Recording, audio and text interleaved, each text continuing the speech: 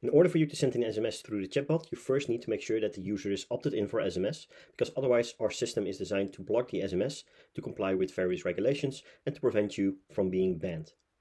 In order to opt the user in for SMS, it can be done at a few various options. So let's cover them. The first one will be to go with an action, basic actions, and then go with the SMS opt-in. You can, for example, use this action after you requested the user's phone number and they have agreed to receive SMS from you. The other way around will be that you can also opt the user out for SMS. Same way, go with an action node, basic actions, and then choose SMS opt-out. When this action has been set, then any SMS towards the user will not be sent to prevent your account from being blocked or banned by the SMS provider. Another way would be to go with a question node and then go with the phone number type.